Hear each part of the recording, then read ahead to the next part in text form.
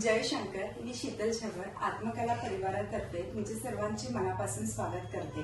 आजचा पॉडकास्ट विषय आहे आयुर्वेद आणि आरोग्य. आजच्या धकाधकीच्या जीवनात निरोगी शरीर असणे हे अत्यंत महत्त्वाची गोष्ट आहे. आपण आपल्या आयुष्याचे नियोजन करीत असतो. त्यासाठी आपण वेगवेगळे प्लॅन जसं विमा पॉलिसी आणि पेन्शन प्लॅन यामध्ये पैसा गुंतवणूक करीत असतो आणि आपल्या भविष्याची काळजी घेतो. पण निरोगी शरीर राहण्यासाठी आरोग्याची गुंतवणूक ही किती महत्त्वाची आहे आणि आपण चांगले आरोग्य ठेवण्यासाठी काय करू शकतो हे आज आपण जाणून घेणार आहोत. आज आपण आहोत डॉक्टर आदेश करवा यांच्या आयुर्वेदिक क्लिनिकमध्ये. डॉक्टर आदेश करवा हे रोग निदान तज्ज्ञ MD इन आयुर्वेदा ही पदवी प्राप्त केली असून गेली 20 वर्षापासून त्यांनी अनेक रुग्णांना रोगमुक्त करून निरोगी जीवनशैली जगण्यास प्रेरित केले आहे. Hello sir. नमस्कार. नमस्कार सर. सगळ्यात आधी तुमचे मनापासून धन्यवाद, तुम्ही एवढ्या बिझी शेड्यूलमध्ये आम्हाला वेळ दिल्याबद्दल. सर, आता ही टर्म हल्ली खूप प्रचलित आहे, बेसिकली आफ्टर कोविड. जसं संपत्तीचा बँक बॅलन्स महत्वाचा नाही, तर आरोग्याचा बँक बॅलन्स चांगला असेल तरच आपण आयुष्याला अर्थ आहे. तर सर, आता हे लोकांना सर्वांना पटलेलं आहे. सर, आज आम्हाला हे जाणून घ्यायचे आहे की निरोगी जीवन जगण्यासाठी आयुर्वेदिक शास्त्रात असे काही छोटे छोटे नियम सांगा जेणेकरून आम्ही दैनंदिन जीवनात त्याचा वापर करून आम्ही अधिक आरोग्यमय जीवन जगू शकतो. नक्की. बेसिकली कोविड नंतर लोकांना बरंच काही आपलं आयुष्य कसं असावं किंवा आपली जीवनशैली कशी असावी याबद्दल क्युरियोसिटी नक्कीच वाढली आहे, किंवा कॉन्शियसनेस की चांगलं आयुष्य असेल तर बरं पडेल किंवा आजारमुक्त असावे. आयुर्वेदात असं बरंच काही सांगितलेलं आहे की आपण कसे राहावं जेणेकरून की आपल्याला आजार होऊ नये किंवा रोग होऊ नये. साधं सोपं सुरुवात करू शकतो आपण की जे आपल्याला खरं तर शाळेपासून शिकवलं जातं की रात्री लवकर झोपावे, सकाळी लवकर उठावे. सगळ्यांनी जर हा नियम जरी फॉलो केला, बेसिकली आता धावपळीच्या जीवनात आणि लाईट्स अँड ऑल जे काही इन्स्ट्रुमेंट मिळाले त्यामुळं लोकांना असं फील येतोय की उशिरा झोपलं तरी, उशिरापर्यंत काम केले तरी चालतं आणि झोप कधीही घेऊ शकतो. आयुर्वेदात झोपेच्या वेळा खूप फिक्स आहे. पहिला नियम असा आहे की सूर्यास्तानंतर जेवू नये. दुसरा आहे की लवकर झोपावं, ब्रह्ममुहूर्त उठायला पाहिजे, म्हणजे सूर्योदयाच्या आधी अर्धा तास आपण उठलेलो पाहिजे. उठल्यानंतर पहिला फील असला पाहिजे की आपलं पोट रिकामं झालं पाहिजे, वॉशरूम ब्रेक झाला पाहिजे. तेवढं झाल्यानंतर दंतधावन म्हणजे काय तर खरं तर आयुर्वेदात असं सांगितलं ऋतुचर्या आणि दिनचर्या. दिनचर्या जर पाळत गेलो तर बरेचसे आजार होणारच नाही, इथपर्यंत आपण करू शकतो. त्यातलं काय तर लवकर उठणे, उठल्यानंतर ब्रह्ममुहूर्तावर, नंतर दंतधावन, दात वॉशरूम ब्रेक झाला की दात घासून क्लीन करावे. त्याच्यानंतर थोडासा व्यायाम केला पाहिजे. व्यायाम हा शरीर आणि मन दोन्हींसाठीचा झाला पाहिजे. म्हणजे काय तर शारीरिक, हल्ली शारीरिक व्यायाम मध्ये फक्त जिम मध्ये जाऊन करणे असंच नाही, तर योगासनाचा क्लास पण करू शकता. माझ्या मते असं आहे की योगासनाचा क्लास किंवा जिम या बरोबर प्रत्येकाने कुठला तरी खेळ खेळावा जो 1 to 1 मध्ये मोडला जातो. जसं बॅडमिंटन आहे हल्ली खेळतात, किंवा टेबल टेनिस आहे, लॉन टेनिस आहे, जेणेकरून की आपलं शरीर आणि मन दोघांनाही काहीतरी ऊर्जा मिळेल.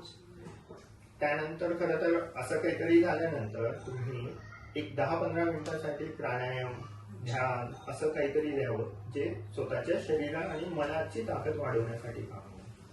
युजली ते झाल्यानंतर खरं तर आपण काय करायला पाहिजे तर आयुर्वेदात सांगितलंय व्यायामानंतर सर्व शरीराला तेल लावणे, जेणेकरून की वाढलेला वात शरीरातला कमी व्हावा. युजली आम्ही त्याला अभ्यंग म्हणतो. अभ्यंग केल्यानंतर स्नान झालं पाहिजे. स्नान झाल्यानंतर देवपूजा असावी जेणेकरून की मन प्रसन्न राहावं, कुठेतरी आपलं मन केंद्रित व्हावं आणि मग आपल्या रुटीनला लागावं. असेच पुढचं पण बरंच काही आहे जे आपण दैनंदिन जीवनात वापरावे आयुर्वेदात. त्यातलं एक आहे की हल्ली लोकांना असं वाटतं की म्हणजे बरंच व्हॉट्सअप युनिव्हर्सिटी वगैरे मधनं प्रचलित झालेलं हा. आहे की एकतर जेवताना जेवणाचं रिलेटेड सांगतोय की जेवताना पाणीच पिऊ नये किंवा जेवण झाल्यानंतर तासाभराने पाणी प्यावं हा. किंवा जेवणाआधी पाणी पिऊन घ्यावं आणि मग जेवण सुरू करावं. आयुर्वेदात असं नाही सांगितलेलं. आयुर्वेदानुसार जेवताना मध्ये मध्ये पाणी प्यावं असे सांगितले. फक्त तो मध्ये मध्येचा अर्थ असा नाही होत की एक घास खाल्ला आणि पाणी पिलं, एक घास. त्याने आयुर्वेदात सांगितलंय की अजीर्ण होईल. पण आपण जर आहारात आपण जे काही जेवतो त्याचे जर 3 पार्ट केले म्हणजे अंदाजे आपण 3 चपाती खात असेल अच्छा. तर एक चपाती खाल्ली आणि 2 घोट पाणी पिलं, मग एक चपाती खाल्ली मग पाणी पिलं आणि शेवटचा बाईट खाल्ला थोडंसं पाणी पिलं आणि थांबलं आणि मग जेव्हा तहान लागेल तेव्हा. हा नियम पाळावा. कोविडने आपल्याला अजून एक शिकवलंय, बाहेर आल्यानंतर आपण हात धुवावे. हा तर आयुर्वेदात पण सांगितलेलं आहे. तसंच युजली जेवणानंतर लगेच हात धुतल्यानंतर जे ओले हात आहेत ते आपण जर डोळ्यांवर ठेवले तर त्याने डोळ्यांचे आजार कमी राहतील असं सांगितलेलं आहे.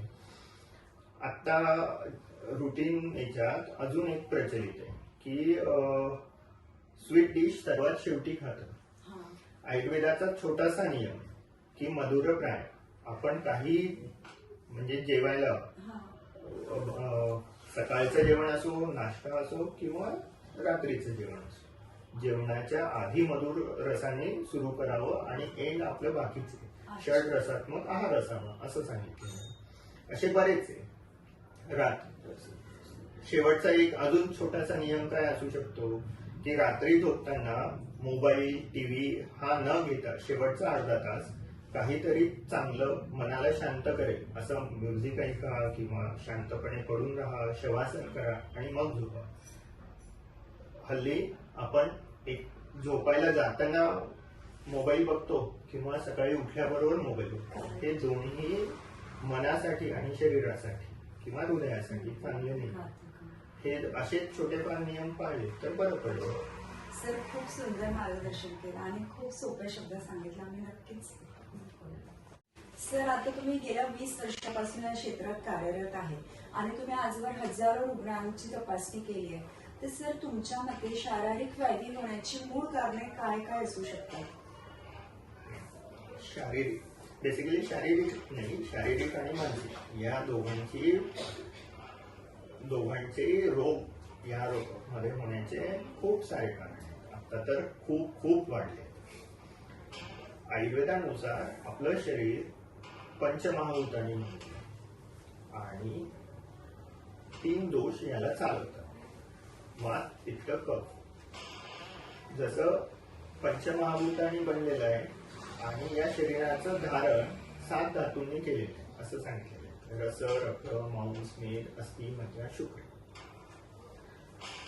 आपण आपल्या राहणीमानात किंवा खानपान जेव्हा बदल होतो तर आयुर्वेदानुसार आधी हे जे 3 दोष आहेत वात, पित्त, कफ हे बदलतात किंवा यांच्या क्वांटिटी किंवा क्वालिटीमध्ये चेंज येतो. म्हणजे काय, त्यांचं काम करण्याची प्रक्रिया चेंज होते आणि ते ज्यांनी आपलं हे शरीर धारण केलेलं आहे, रस, रक्त, मांस, मेद, अस्थि, मज्जा, शुक्र हे जे 7 धातू यांना बिघडतात आणि मग कुठला तरी आजार तयार होतो.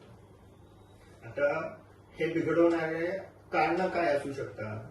तर आता आपण ज्या पद्धतीने राहतोय यात बरंच काही, म्हणजे खाण्याच्या सवयी,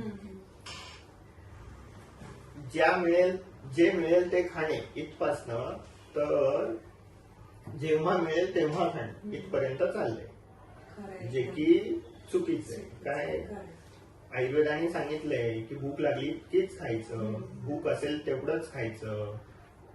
त्याला काय अध्यशन, विरुद्धासन. आपण काय हल्ली आयुर्वेदाने सांगितलंय छोटासा आहे विरुद्धाहार. विरुद्धाहार म्हणजे काय, तर असे 2 पदार्थ जे एकत्र कधीच खाऊ, जे जर आपण काही काळ. विरुद्धाहार हा गरविषासारखं काम करतो. गरविष म्हणजे काय की स्लो पॉइझन.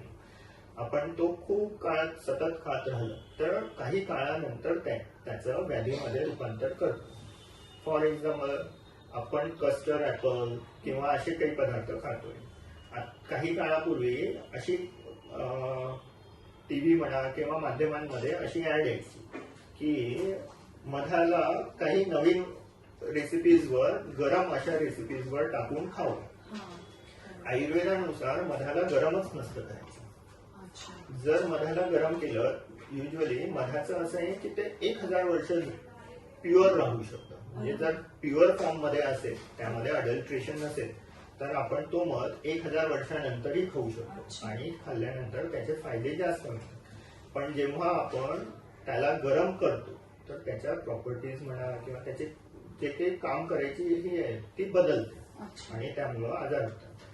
तसंच दुधाबरोबर मीठ, फळ किंवा फिश अशा 3 वस्तू आहेत ज्या खाऊन खाल्ले आपला म्हणजे छोट्यांची तर सुरुवातच दुधापासून करतो आणि दुधात बोर्नविटा, कॉम्प्लेन किंवा असे काही, नॉट बोर्नविटाच कॉम्प्लेन, पण असे बरेच काही मार्केटमध्ये आलेले प्रॉडक्ट जे की त्यांची ग्रोथ वाढवेल वगैरे याचं ऍडव्हर्टाईज करतात. पण त्यांच्या सगळ्यांच्या कंटेंट म्हणजे ते एवढे टेस्टी का लागतात तर त्यांच्या सगळ्यांच्या कंटेंटमध्ये एक कंटेंट आहे आणि तो आहे सॉल्ट म्हणजे मीठ. आणि आयुर्वेदानुसार दूध आणि मीठ कधीच सोबत खाऊ नये. म्हणजे आपण काय करतोय, छोट्या मुलांपासून मोठ्यांपर्यंत रोज सुरुवातच विरुद्ध अन्नापासून करतो. काय तर दूध आणि काहीतरी असं ज्यामध्ये मीठ आहे. किंवा अजून एक नवीन आपला खाण्याची पद्धत की आपण ब्रेकफास्ट करतो ज्यामध्ये पोह्यांपासून बरंच काही असू शकतं, पण आपल्या ब्रेकफास्ट मधला एकही पदार्थ असा नसतो ज्यामध्ये मीठ नाही. आणि तो संपे ना संपे तर आपण काही लोक ज्यूस घेतात, ज्यूस की चालेल, पण काही लोक एकतर दूध घेतात जे की हेल्थ कॉन्शियस आहे असं म्हणतात. पण म्हणजेच तुम्ही मिठाचे पदार्थ खाल्लेत आणि दूध घेतलं म्हणजे काय, तर काही काळाने याचा आयुर्वेदानुसार विरुद्ध आहार खाल्ला की रिॲक्शन होते असं नाही, पण रस, रक्त, मांस, मेदनी जे असे 7 धातू म्हणतात त्यातला दुसरा नंबरचा रक्त धातू हा खराब होतो. म्हणजे काय तर लेमन लँग्वेज मध्ये म्हणता येईल की ब्लड इम्प्युरिटीज सुरू होतात, ज्याचे परिणाम लगेच नाही दिसत पण काही वर्षांनी ते दिसायला. खूप वेळा आता पेशंट मिळतात ज्यांना हायपरटेन्शन आहे, डायबिटीज आहे किंवा थायरॉइड आहे, असे बरेच पेशंट मी बघतो. सगळ्यांचा प्रश्न असतो की आम्ही तर खूप चांगलं खातो, व्यवस्थित खातो, मग याचं पण कुठेतरी एक कारण असू शकतं. आता आपण जे काही खातोय बाहेरचं त्याच्यात डीप फ्राईड पण खूप असतं. कोण बाहेरचे जे ऑइल्स आहेत ते किती चांगले प्युअर. आयुर्वेदानुसार आहार कसा असावा असं जर विचारलं तर तो मधुर, स्निग्ध, लघु, उष्ण असा असावा. उष्ण म्हणजे काय तर गरम असावं, तो गोडसर असावा किंवा षडरसात्मक. खरं तर फक्त मधुर पण नाही, षडरसात्मक आहार असं सांगितलंय आणि मधुर प्राय असं सांगितलेलं आहे.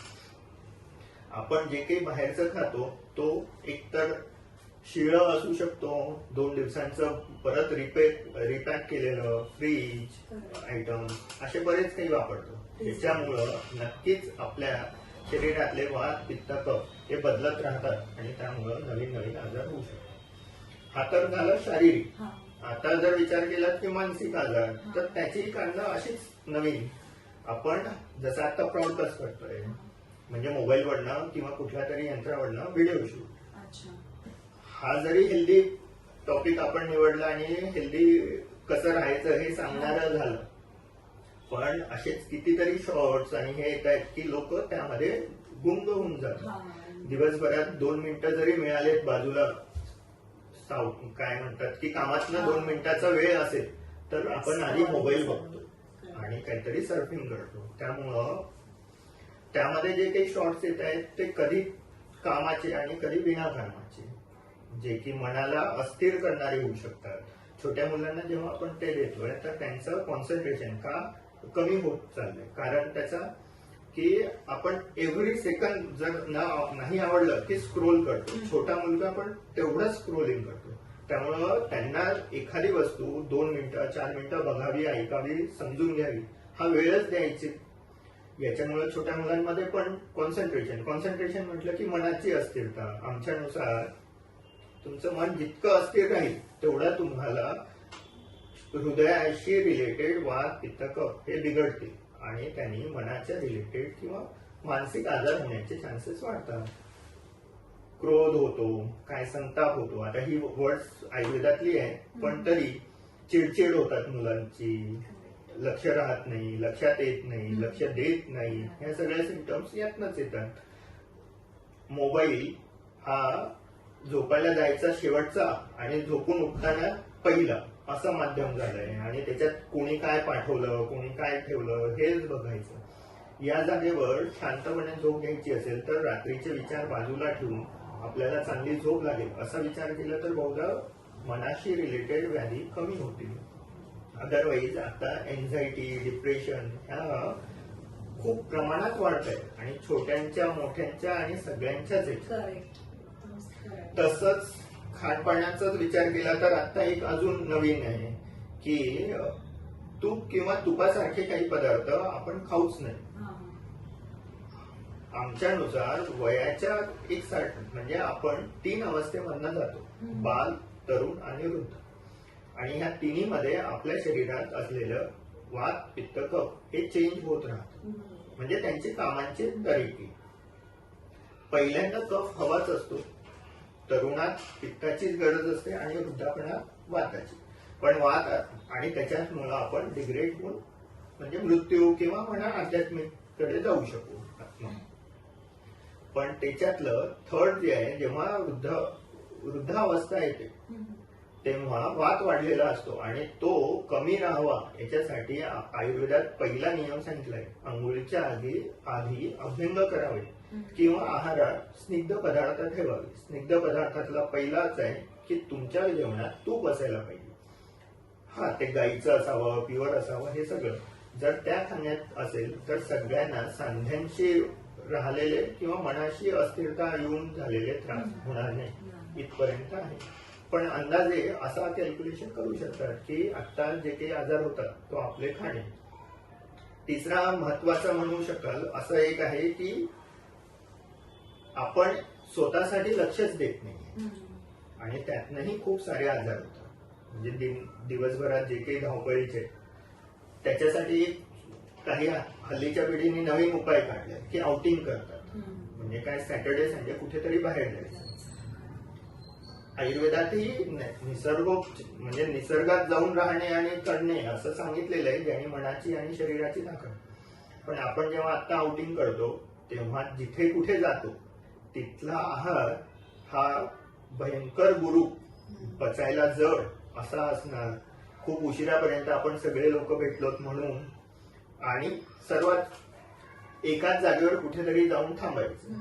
डिसाईड असं केलं तर खरं तर लोकांना आजार कमी होतील की हा सॅटर्डे संडे आहे किंवा कुठला तरी आठवड्यातला एक दिवस की आपण टेकडीवर चढायला गेलो निसर्गाच्या ह्याच्यात, त्या दिवशी आपण हलकं काहीतरी व्यवस्थित खाल्लं, सगळ्या मित्रांशी भेटलो तर बहुधा त्यांना आजार कमी होतील असे नाही. ठीक आहे, याच्यावर अजून पण बोलू शकू, बघूया. सर, तुम्ही खूप सुंदर माहिती सांगितली आणि आम्हाला खरंच याचा खूप फायदा होणार आहे. सर, सर्व लोकांना पडणारा प्रश्न म्हणजे आयुर्वेदिक आणि ॲलोपॅथीमध्ये नेमकं काय भेद आहे आणि नेमकं काय डिफरन्स आहे?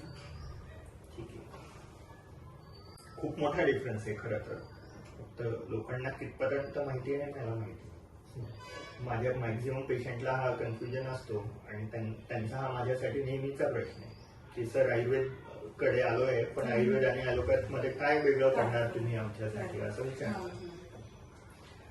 बेसिकच दोन्ही शास्त्रच वेगळे. आयुर्वेद हा पर्सन टू पर्सन ट्रीट करणारा शास्त्र आहे, जर की ॲलोपॅथ हा सिम्पटमला ट्रीट करणार आहे, पर्सनला नाही. म्हणजे काय, व्यक्तीशी नाही तर वेगवेगळ्या आजारांवर काम करणार.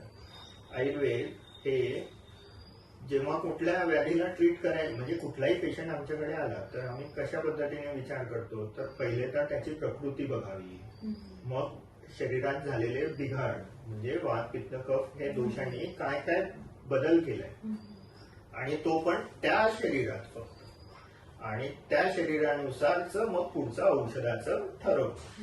म्हणजे काय होतं तर तेवढ्याच फक्त त्या म्हणजे म्हणजे त्या व्यक्तीला जो काही आजार आहे तो ट्रीट करण्यासाठीची औषधं नियोजन, जी की ऍलोपॅथ मध्ये नाही.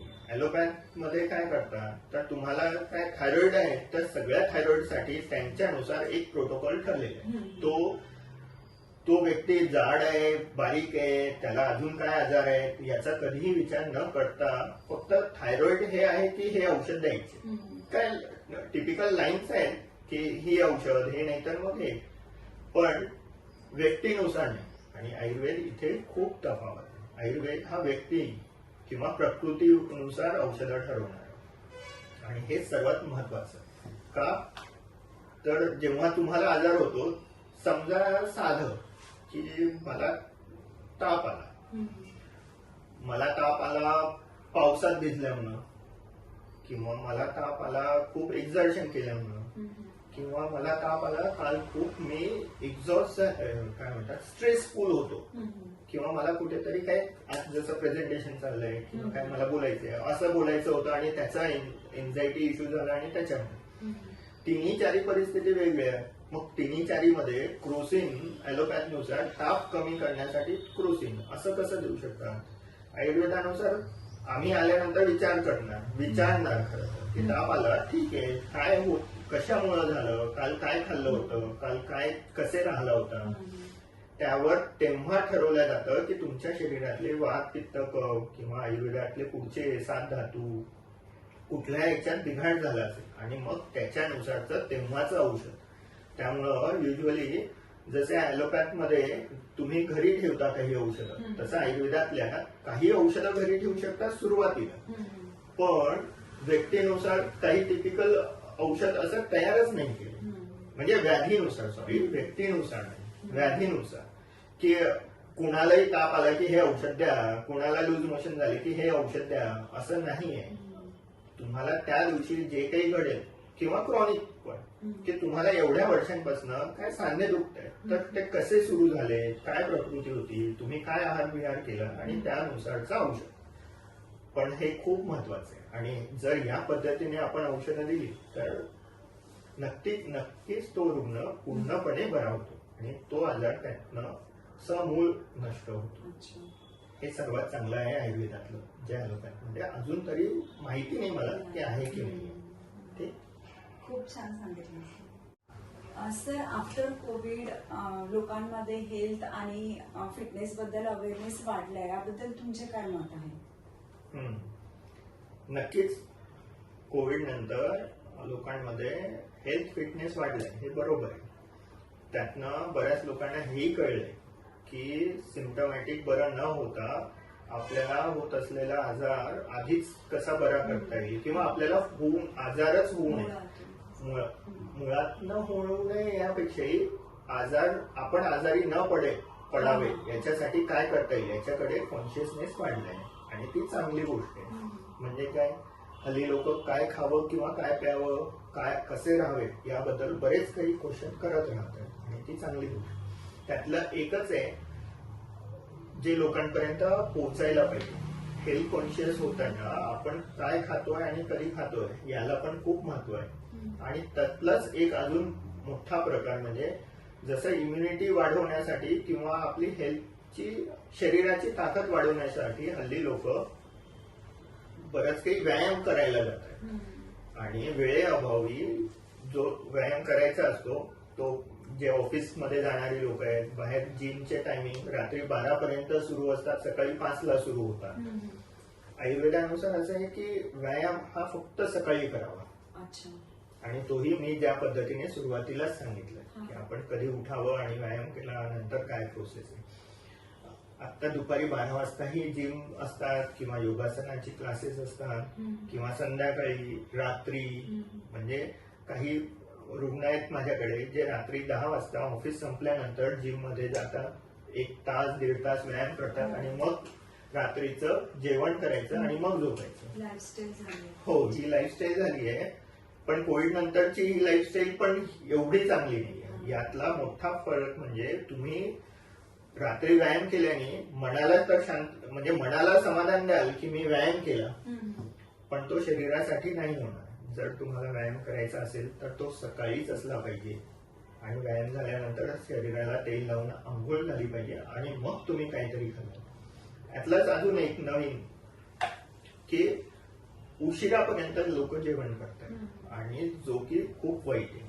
रात्री उशिरापर्यंत काम करणे आणि कामावरनं घरी आल्यानंतर उशिरा जेवण करणे, त्यामध्येही सगळ्यांना कामाच्या परिसरात असल्यामुळं दुपारी फॅमिली बरोबर जेवायला मिळत नाही. म्हणून रात्रीचं जेवण फॅमिली बरोबर करायचं. मग सगळ्यांनीच त्यांच्यासाठी थांबायचं आणि जेवढं काही चांगलं बनेल म्हणजे जड स्वीट हे सगळं तेव्हा खायचं. आयुर्वेदानुसार सांगितलेलं आहे की आपला सकाळचा नाश्ता आणि दुपारचं जेवण हे आपण थोडंफार जड किंवा सर्व काही खाऊ शकतो, पण संध्याकाळ नंतरचा आहार हा अगदी हलका असला पाहिजे. पचायला हलका असेल तर तुम्हाला तो सकाळी पोट स्वच्छ व्हायला मदत करेल आणि तुमची प्रकृती बेसिकली रोग होणार नाही याच्यासाठी 3 वस्तू चांगल्या असल्या पाहिजे. वेळेवर झोपणे, आहार वेळेवर घेणे आणि सकाळी वेळेवर वॉशरूमला जाऊ नये. हे जर व्यवस्थित चाललं तर आपण निरोगी राहू शकतो. Thank you sir.